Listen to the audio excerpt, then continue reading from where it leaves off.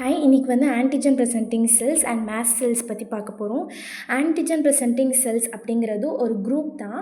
அதாவது macrophage, dendritic cells, B cells இதெல்லாம் சேர்ந்த ஒரு குரூப்பாக தான் வந்து நம்ம ஆன்டிஜன் ப்ரெசென்டிங் செல்ஸ் அப்படின்னு சொல்லுவோம்.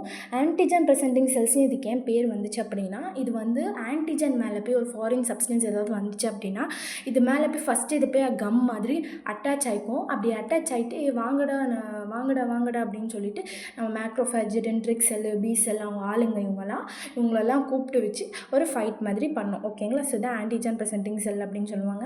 பி செல் அதெல்லாம் ஆக்டிவேட் பண்ணும்.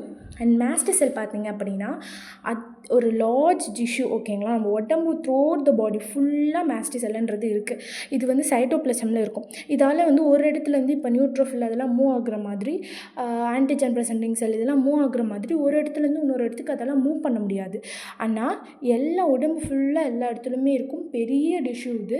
அண்ட் இது வந்து பார்த்திங்க அப்படின்னா அது கையில் எப்பவுமே ஒரு ஆயுதம் வச்சுருக்கோம். என்ன ஆயுதம் அப்படின்னா ஐஜிஇ ஆன்டிபாடி, அதோட ரிசப்டரை எப்பவுமே வச்சுட்ருக்கோம். யாருன்னா வந்தீங்கன்னா டபக்குன்னு ஷூட் பண்ணுறோன்ற மாதிரி எதுனா ஒரு ஆன்டிஜன் எதனா வந்துச்சு அப்படின்னா பட்டுன்னு என்ன பண்ணும், அந்த ஐஜிஇ ஆன்டிபாடி ரிசப்டாரில் கனெக்ட் பண்ணுறோம். ரிசப்டாரில் கனெக்ட் பண்ணால் ஆன்டிபாடி போய் அந்த ஆன்டிஜனை கில் பண்ணுறோம். ஓகேங்களா? 2 டைப்ஸ் இருக்குது மாஸ்ட் செல்லில், mucus cell and connective tissues. Mucus செல்லாம் மியூக்கஸ் லேயர் என்னென்னலாம் இடத்துல இருக்கோ அந்த எல்லா இடத்துலையுமே வந்து இருக்கும். And connective tissues, bones, joints எல்லா இடத்துலையுமே இந்த மாஸ்ட் செல் அப்படிங்கிறது இருக்குது. ஓகேங்களா? தேங்க்யூ.